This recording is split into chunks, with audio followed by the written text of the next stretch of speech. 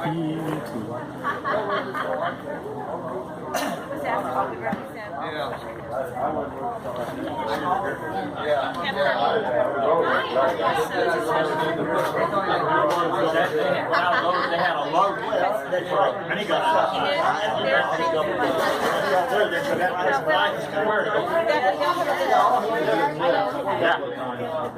they just automatically. You didn't find hardly any body parts. I mean, I didn't go look for them that much in. Hey, how you doing? Hey, how you doing, Leslie? And now they got houses in them and everything. I know, they're really slow. Just fly around like this. Everything You know, the Huey. Right, Bob? It's on its way. On its way. Can I pay you for it now? No, you pay me for it when she gets here. Just get you. Okay, that sounds good. You need one level.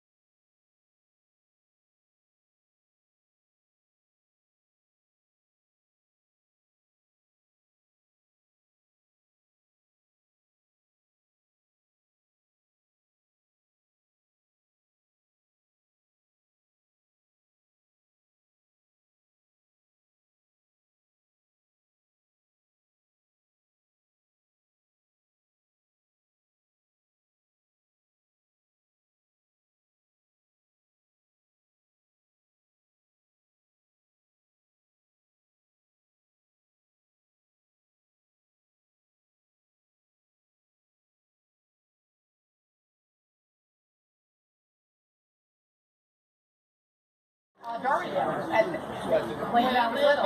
I'm put you on YouTube. And I remember the little. Put you on YouTube. Bye, Amanda. You know, they forgot to. You ought to come see it now. Yeah. And so I saw pictures of it years ago. A couple of years ago. And I think.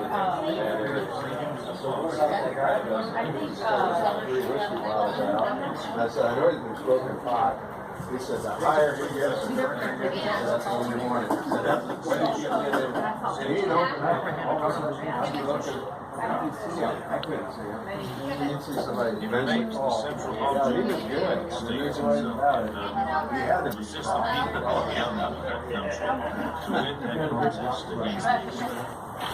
Well, she's a great Region 3 boss. And I'm hoping that she stays Region 3. In fact, I would like to see in Georgia the Vietnam Vets of America. She's got to get us. I'm serious. But I understand you have a few things you'd like to say. Yes. So I will keep quiet. Okay. Well, that's first time. I don't know if have you gotten a certificate from National? No. Okay, you're supposed to. They must be slow. This is your 25th anniversary. Yes. That goes back quite a ways. And so on behalf of Region 3, I'd like to present you with a certificate of appreciation. And this says, presented to Chapter 617 in recognition of 25 years of faithful service to Vietnam Veterans of America, veterans, and their families. Well, thank you, Sarah. And I got to tell you that Hold it up. I've been around VVA since 1992, which is longer than That's good. and we won't talk about that. But I think that, we have chapters that have formed and then dwindled away. We have chapters that are formed and we still have chapters formed, new chapters formed. But it's always nice to see a chapter that has been around for a long time, that has their stalwarts and then gets new people in and it does the work that's out there because VVA's reputation is based on what you all do out in the community. I mean, yeah, National goes up on the hill and National does this and National does that. But the real work of VVA is what you do in your community to help your fellow veterans and your families and to help your community. And so I thank you for everything that you have done. Thank you. And I hope you're around for another 25 years. That's an interesting discussion because what we hear with VVA, this 25 years might be quite a challenge. Well, that's true. I mean, let me put it to you this way. We are a time-limited organization by virtue of our membership criteria. Okay? Only people who served during the official Vietnam era can be members. So that means that at some point we age out. Now, every 6 years we seem to have this discussion about our future. We did it in 2005, and the convention delegates said we are a last person organization. We're not going to open up our membership. We did it again in 2011, and that was the same decision. This year the subject has come up again, and it is a little bit different, okay? Before it was always either we're a last person organization, and you notice I say not last person, not last man, because women live longer than men. We've got a couple of young women in this organization that may be around for a long time. But it was always we're either a last person organization or we open up our membership, and then that has the implications of changing our name and all that other kind of stuff. Okay? This year the discussion is a little bit different. The board approved forming 2 work groups. One is to develop a strategic plan for how we go forward, assuming that we remain a last person organization. In other words, what would we need to do over the years before we shut down? Okay, we aren't going anywhere anytime soon. Don't get that impression. We are now over 81,000 members. I can remember when we were stuck back in the 50,000 range. We are still forming new chapters. We are still getting a whole lot of new members every year. But things change. We had the main state council recently shut down. They only had like 3 chapters up there anyway. And everybody sort of aged out and got sick out. And they just decided nobody would run for office, so they shut down. And so that has some implications for how we operate. And so there's a lot of that planning stuff needs to start happening now before we get blindsided and we have to make decisions. So we've thought about how we might want to change our operations, how might we downsize over the years, whatever. Okay, so that's one group. The other group is charged with coming up with ideas on how to perpetuate our legacy, I'll put it that way. And that is, how do we continue or help somebody else to continue the work that we have done over the years? We are responsible for so many things. We are responsible for so many of the benefits that our younger veterans are getting today. We hung on to the Vet Center program. We got it started, and we kept them from shutting it down. We've got the mechanism for getting presumptive diseases from environmental exposures that had never been done before. So all that kind of work that we have done are lessons learned that we should be able to pass on. And the question is, how do we do that, and what options are out there? A number of years ago, and we were just talking about this, we tried to help a group called Veterans of Modern Warfare start up, Gulf War veterans back then. And that sort of fizzled. They never got it off the ground. We cannot do it for our younger veterans, but there are lessons that we can pass on. And so that second work group is supposed to come up with ideas about how we might do something. I don't know what that something would be. I'm going to be interested in seeing the report. Here's the important thing. No decisions are going to get made without the input of the membership. Okay? It'll be at a national convention.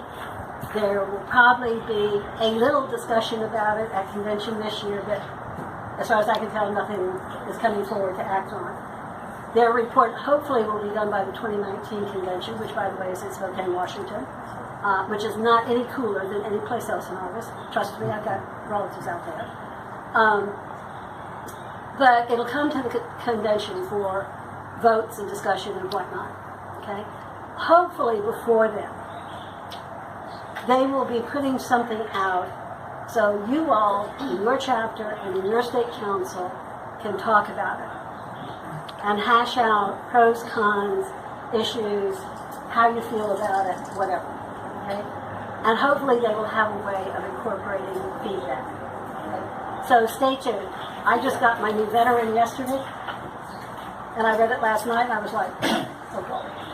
there is a there is a proposed resolution. No, excuse me. A proposed constitutional amendment that is not being reported out this year to change our name to something like Veterans of America. And some guy wrote in a letter saying, I am opposed to changing our name, and I went, oh my God, this is going to be a long convention.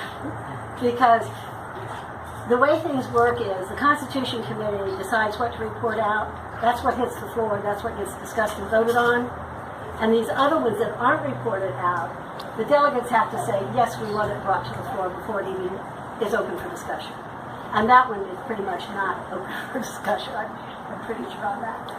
So here's the message. Number one, we aren't going anywhere anytime soon. Okay? We are still growing. We are still getting the numbers. We are still forming new chapters. We're not going anywhere for a while.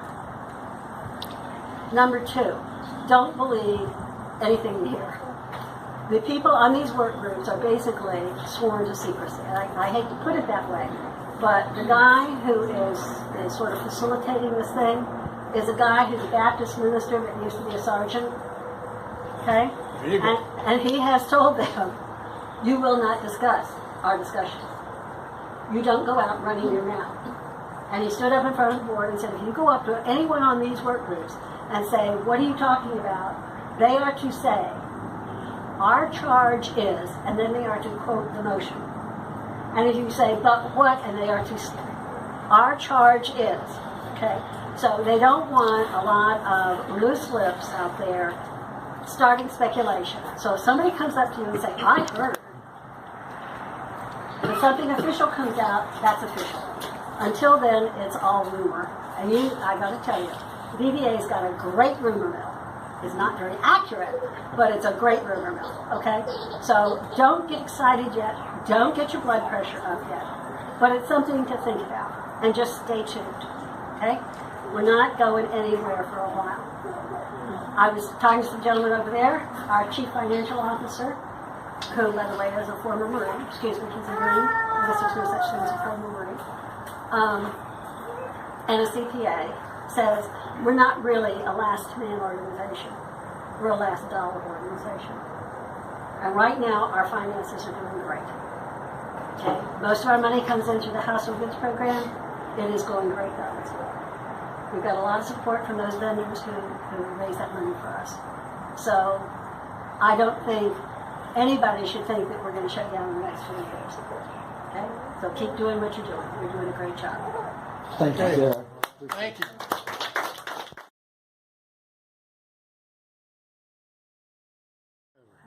Go for it. Yay. You get that, Bob? I'm getting it. When I first got to Vietnam, that's how it was usually a little colony. Deceased. Now it's